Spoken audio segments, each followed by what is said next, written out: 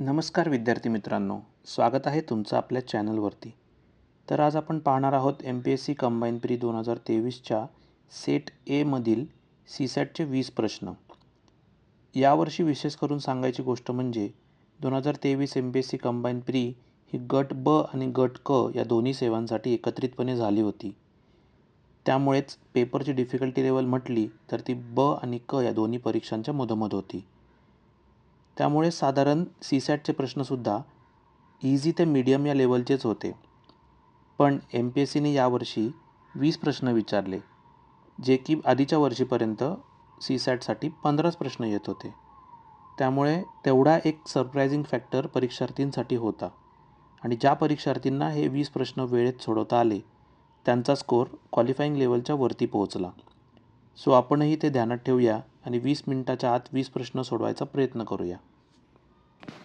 तर हा प्रश्न काय म्हणतो, वर्तुळाचे क्षेत्रफळ म्हणजे area is equal to X आणि त्याचा परिघ हा पण एक्स आहे, म्हणजे पेरिमीटर एक्स आहे.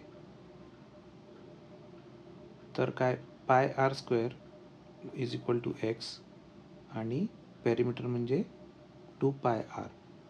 सो दोन्ही बाजू इक्वल करून घेऊया. Pi r square is equal to 2 pi r. Pi pi cancel, r square मधला आर गेला म्हणजे r is equal to 2. Option number 2.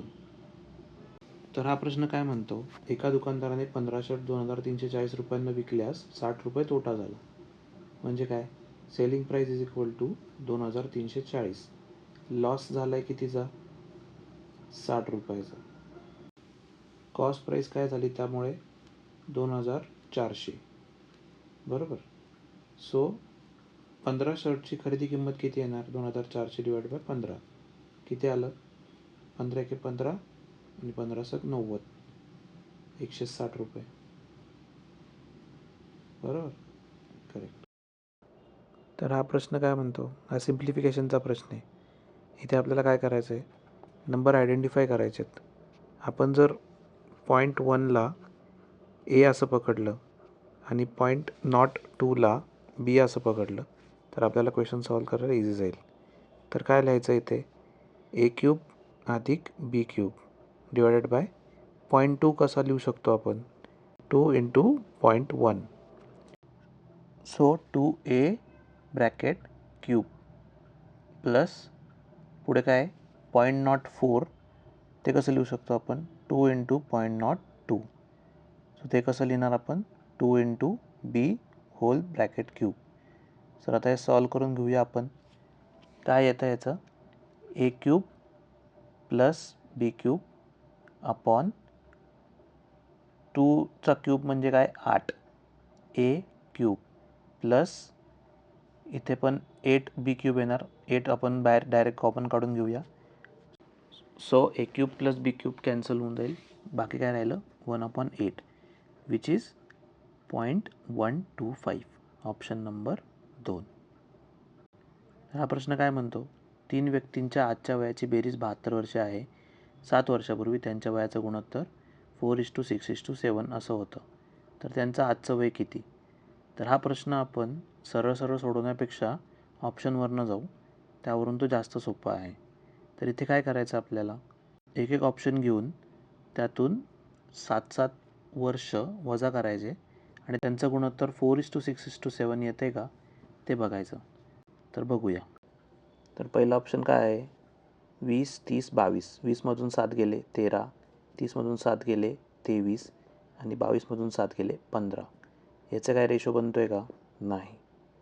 Second option, 22मधून 7 गेले 15, 24मधून 7 गेले 17 आणि 26मधून 7 गेले 19. याचा पण काय रेशो बनत नाही. तिसरं ऑप्शन काय, 19मधून 7 गेले 12, 25मधून 7 गेले 18, 28मधून 7 गेले 21. हा ऑप्शन बनतो आहे, येस. 3 चौक 12, 3 सक 18, 3 7 21. So 4:6:7 option number 3. हा प्रश्न काय म्हणतो, एका माणसाने बँकेकडून जसाजशी 12% सरळ व्याजदराने कर्ज घेतलं. 3 वर्षानंतर त्याने 5,400 रुपये सरळ व्याज फेडलं, तर त्याने घेतलेल्या कर्जाची रक्कम किती. हा सिम्पल इंटरेस्टचा प्रश्न आहे. आता फॉर्म्युला काय माहिती आहे आपल्याला सिम्पल इंटरेस्टचा, simple interest is equal to PNR upon 100. याच्यामध्ये काय दिलं सिम्पल इंटरेस्ट 5400 आणि प्रिन्सिपल आपल्याला काढायचं आहे P मल्टिप्लाय बाय N किती दिले 3 आणि R काय 12% डिवाइड बाय 100. सॉल्व करून घेऊया. P इज इक्वल टू 5400 गुणिले 100 डिवायडेड बाय 3 गुणिले 12. सॉल्व केल्यावरती काय येतं उत्तर 3 एके 3 3 8 24 0 0 1800 गुणिले 100 भागिले 12 12 एके 12 12 पंचे 60 150 150 गुणिले 100 म्हणजे 15,000. Option number 3. हा प्रश्न काय म्हणतोय एका 16,000 रुपये किमतीच्या यंत्राची किंमत दरवर्षी 5% कमी होते तर 2 वर्षानंतर त्याची किंमत किती होईल.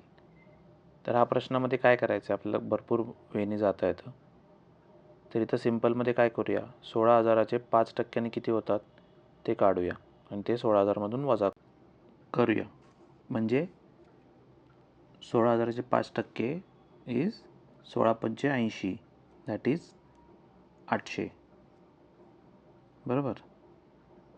16,000मधून 800 वजा केले किती उरतात 15,200. 15,200चे परत 5% काढायचे आणि ते 15,200मधून वजा करायचे म्हणजे किती येतात 15,200चे 5% म्हणजे 760.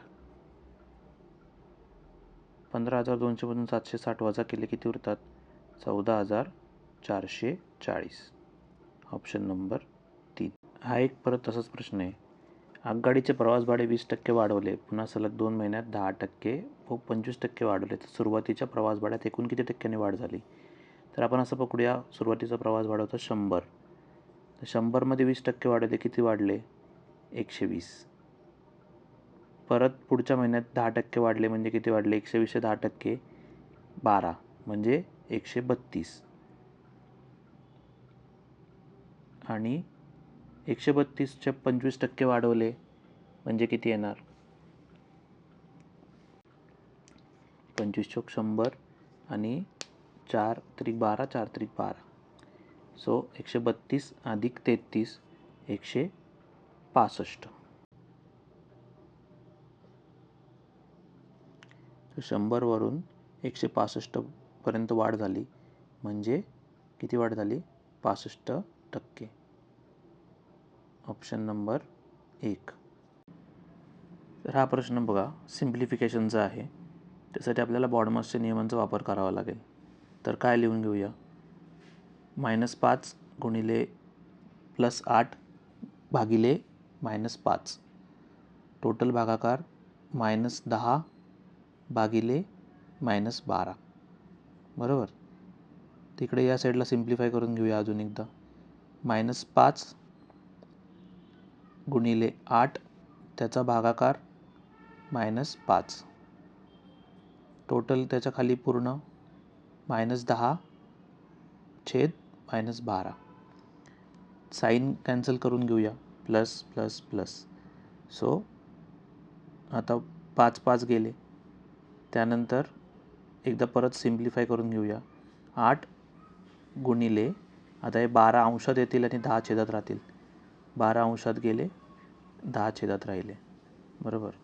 डायरेक्ट मल्टिप्लिकेशन करा 12 8 96 आणि डिवायडेड बाय 10 म्हणजे 9.6. Option number 4. तर हा प्रश्न काय म्हणतो एक फलंदाज 19व्या डावात 98 धावा करतो त्यामुळे त्याची सरासरी 4ने वाढते तर 19व्या धावानंतर त्याची सरासरी किती असेल. असं पकडूया की त्याची 18 सामन्यांची सरासरी होती x. सो टोटल रन किती केले त्याने 18 सामन्यांमध्ये 18x. बरोबर. सो नवीन इक्वेशन काय बनेल 19व्या डावानंतर 18x अधिक 98 divided by 19 is equal to x अधिक 4. एवढं सॉल्व करायचं आपल्याला. काय तर 18x अधिक 98 इज इक्वल टू 19x अधिक 19 चौक 76. So x is equal to 98 minus 76 22. Option number 1. हा प्रश्न काय म्हणतो, एका वर्तुळाचे क्षेत्रफळ हे 3 सेंटीमीटर 4 सेंटीमीटर आणि 12 सेंटीमीटर त्रिज्या असणाऱ्या 3 वर्तुळाकार क्षेत्रांच्या बेरजे इतके आहे. तर त्या वर्तुळाची त्रिज्या किती? तर त्या वर्तुळाची त्रिज्या आपण r पकडूया. तर तो वर्तुळाचं एरिया किती असणार आहे, पाय आर स्क्वेअर, म्हणजे किती आहे, पाय, सगळ्यांचा आतमध्ये घेतलं तरी चालेल, पाय 3 स्क्वेअर 4 स्क्वेअर 12 स्क्वेअर. बरोबर, 3 वर्तुळांच्या क्षेत्रफळाच्या बेरजे इतकं आहे. पाय पाय कट झालं. R square is equal to 9 अधिक 16 अधिक 144 169 आर स्क्वेअर. हा कशाचा वर्ग आहे, 13चा.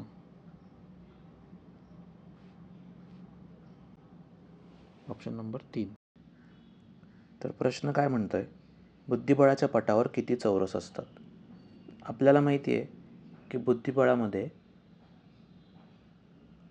8 रोज आणि 8 कॉलम असतात.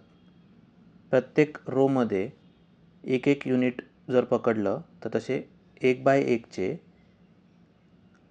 8 रोज आणि 8 कॉलममध्ये किती असतील, 64 स्क्वेअर असतात. तसेच 2/2 युनिट जर पकडलं तर 7 रोज आणि 7 कॉलममध्ये 49 स्क्वेअर बनतात. तसेच 3/3चा जर स्क्वेअर बघितले तर 6 रोज आणि 6 कॉलममध्ये 36 स्क्वेअर बनतात. सेम 4/4चे जर स्क्वेअर बघितला तर 5 रोज 5 कॉलममध्ये 25 स्क्वेअर बनतात. तर 5/5चा जर स्क्वेअर बघितला तर 4 रोज आणि 4 कॉलममध्ये 16 स्क्वेअर बनतात. तर 6/6चे 3 रोज आणि 3 कॉलममध्ये 9 स्क्वेअर बनतील. आणि 7/7चा जर स्क्वेअर बघितले तर 2 रोज आणि 2 कॉलममध्ये 4 स्क्वेअर बनतील. आणि सर्वात शेवटी 8/8चा जर स्क्वेअर बघितला तर 1 रो आणि 1 कॉलम म्हणजे संपूर्ण बुद्धिबळ पटाचा एक मोठा चौरस बनेल. आता या सर्वांची आपण बेरीज करून घेऊया. किती येते, 64 अधिक 49 113, 113 अधिक 36 149, 149 अधिक 25 174, 174 अधिक 16 190, 190 अधिक 9 199 आणि अधिक 5 204. Option number 2. काय प्रश्न आहे, दिलेल्या श्रेणीतील चुकीचे पद शोधा.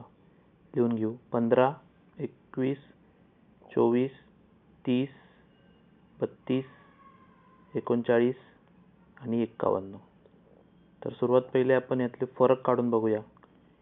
21 - 15 6, 24 - 21 3, 30 - 24 6, 2 7 आणि 12.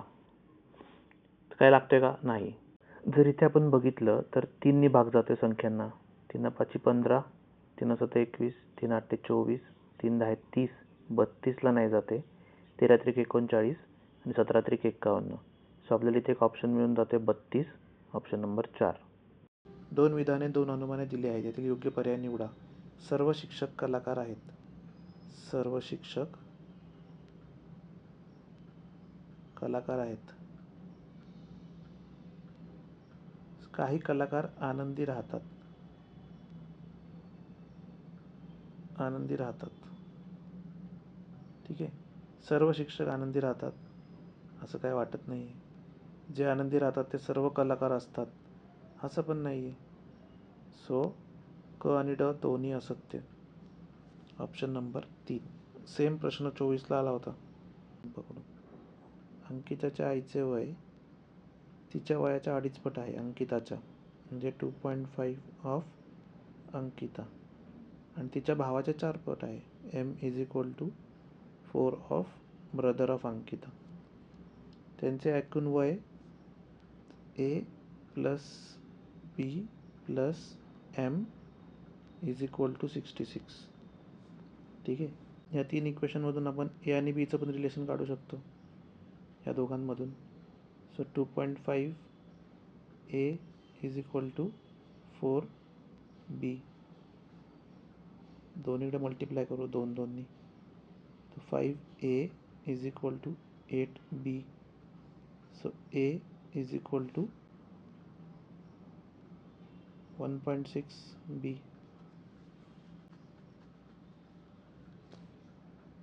बरोबर.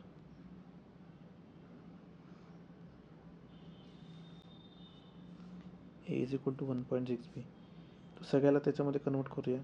1.6b प्लस b आणि m is equal to 4b is equal to 66. कारण की आपल्याला भावाचं वय काढायचं आहे 2 वर्षानंतरचं. सो टोटल किती आलं? 6.6b is equal to 66. So बीचं आत्ताचं वय किती आहे? 10. 2 वर्षानंतर किती असणार त्याचं? 12. ऑप्शन नंबर 3 म्हणतोय. खाली दिलेल्या माहितीचे काळजीपूर्वक अभ्यास करा आणि प्रश्नांची उत्तरे द्या. ABCDEFG एका भिंतीवर बसले आहेत. त्यांची सर्वांची तोंडे पूर्वेकडे आहेत. तर आपण असं पकडूया की ही पूर्व दिशा आहे. तर C हा Dच्या तत्काळ उजवीकडे आहे. C हा Dच्या तत्काळ उजवीकडे आहे. बरोबर. B हा अगदी टोकाला आहे, त्याच्या शेजारी E आहे. B हा अगदी टोकाला आहे, त्याच्या शेजारी E आहे. जर का तो उजव्या बाजूला असेल, डाव्या बाजूला असेल तर B आणि E असेल ऑप्शन. ठीक आहे, रफमध्ये. G हा E आणि Fच्या मध्यात आहे. G हा E आणि Fच्या मध्यात आहे. D हा दक्षिणेकडील टोकापासून तिसऱ्या स्थानावर आहे. जर का ही पूर्व असेल तर दक्षिण काय असणार आहे? ही. सो दक्षिणेकडील टोकापासून तिसऱ्या स्थानावर आहे. 1 2 3. बरोबर. सो आता इथे तर B येणार नाही आहे. तर आपल्याकडे टोटल स्थान किती आहेत? 7.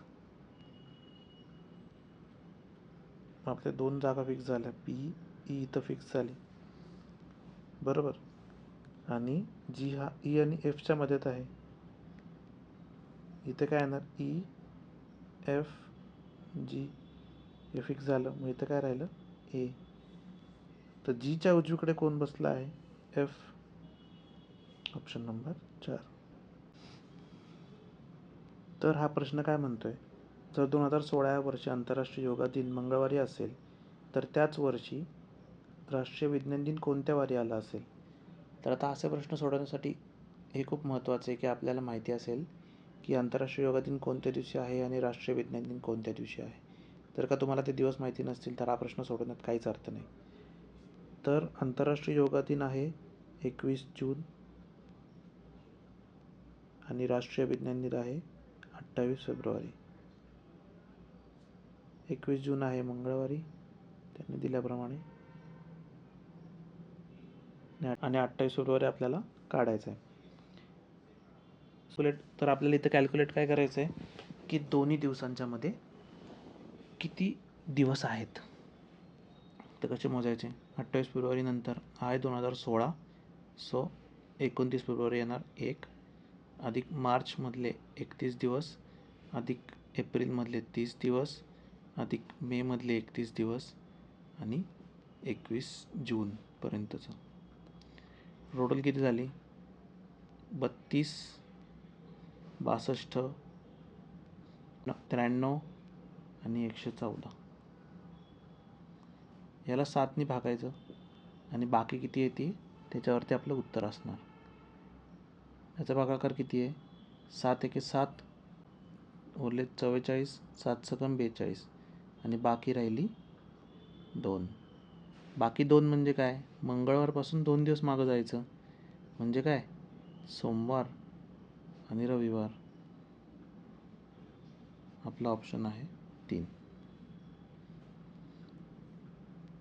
जर 4 5 8 13 14 17 22 ही मालिका अशी सुरू ठेवली तर खालीलपैकी कोणती संख्या ही मालिकेची राहणार नाही? काय मालिका? 4 5 8 13 14 17 22. तर आपण फरक काढून बघूया. 1 3 5 1 3 5. ओके. तर सिक्वेन्स असा लागतो आपल्याला 1 3 5 1 3 5. सो आपल्याला पुढं काढत जायचं.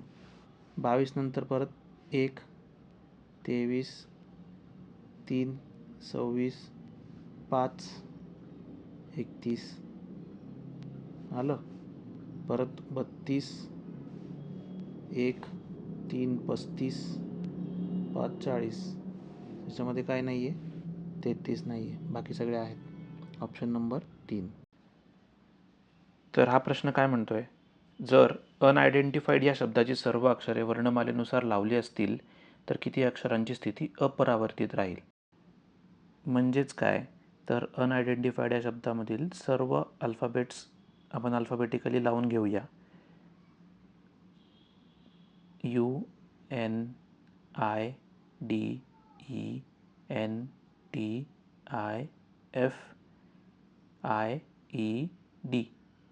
बरोबर. त्यानंतर त्यांची अल्फाबेटिकल ऑर्डरमध्ये लावून घ्या. पहिला कुठला आहे? डी. दुसरा डी. त्यानंतर आहे ई, ई. त्यानंतर आहे एफ, आय, आय, आय. 3 वेळा आय आला आहे. आणि त्यानंतर आहे एन, एन आणि टी, यू. तर आता इथं पाहिलं तर फक्त आय हा एकच आहे की त्याची स्थिती अपरावर्तित राहिली आहे. बाकी सगळ्यांची पोझिशन चेंज झाली आहे. सो आपला ऑप्शन असणार आहे 1. तर हा प्रश्न काय म्हणतोय, सान्वी पूर्वेकडे काही अंतर चालत जाते. ती तिच्या डाव्या बाजूला 90 डिग्रीत वळते. पूर्वेकडे काही अंतर चालत जाते, नंतर डावीकडे 90 डिग्रीत वळते. नंतर ती 50 मीटर चालते. तर काही अंतर आपण पकडूया x. मग 50 मीटर चालते म्हणून 50. नंतर ती उजव्या बाजूला 135 डिग्रीत वळते. उजव्या बाजूला 135 डिग्रीत वळते आणि 15 मीटर चालत जाते. आता काय विचारलं आहे, तर तिच्या डाव्या बाजूला कोणती दिशा असेल. तर डाव्या बाजूला कोणती दिशा असेल? पूर्व आणि उत्तरेच्या मध्ये ईशान्य. तर आपलं उत्तर असेल 1. तर या प्रश्नामध्ये आपल्याला काय करायचं आहे, तर वेन डायग्रॅम बघून आपल्याला त्यांच्यातले रिलेशन शोधायचे आहेत. तर खाली काय ऑप्शन दिलेत त्यांनी. पहिला ऑप्शन बघूया, इतिहास, भूगोल, नागरिकशास्त्र. असू शकतो का? नाही. तिन्ही एकमेकांशी रिलेटेड आहेत आणि सर्कल वेगवेगळे आहेत. सो नाही. दुसरा असेल भारत, आशिया, युरोप. हा पण काय बसत नाही. तिसरा आहे फुलं, सुवासिक आणि पांढरा. हा थोडा बसतोय. काही फुले सुवासिक असतात आणि काही फुले पांढरी पण असतात. सो तो बसतोय. Option number 3. तर अशा प्रकारे आपण आज कंबाईन प्री 2023चा सीसॅट पार्ट सोडवला. त्यासाठी आपल्याला साधारण 20 ते 22 मिनिटांचा वेळ लागला. यातील 20 पैकी साधारण 15 प्रश्न तरी नक्कीच सोप्या कॅटेगरीमधले होते. बाकी प्रश्न जसे की बुद्धिबळातील चौरस मोजणे, दिनदर्शिका या प्रश्नांसाठी आपल्याला लॉजिक किंवा फॉर्म्युला माहिती असण्याची गरज होती आणि ते थोडेसे टाईम कन्झ्युमिंगसुद्धा होते. आता हे ध्यानात ठेवा की कंबाईनच्या ग्रुप बी, ग्रुप सीच्या परीक्षामध्ये तुम्हाला किती येतं यापेक्षा तुम्ही ते किती पटकन सोडवू शकता हे जास्त महत्त्वाचं आहे. त्यामुळे हे 20 प्रश्न जर तुम्हाला 20 मिनटाच्या आत सोडवायला जमलं तर तुम्हाला कंबाईनचा कट ऑफ क्लिअर करणं एकदम सोपं होऊन जातं. आणि हे तेव्हाच जमेल जेव्हा तुम्ही स्वतः MPSCचे PYQ वेळ लावून सोडवायचा प्रयत्न कराल. तुम्हाला आता कुठल्या प्रश्नामध्ये डाऊट असेल तर नक्कीच कमेंट करा आणि व्हिडिओ आवडला असेल तर व्हिडिओला लाईक करा, तुमच्या मित्रांना शेअर करा आणि चॅनलला सबस्क्राईब करायला विसरू नका. भेटूयात पुढच्या व्हिडिओमध्ये.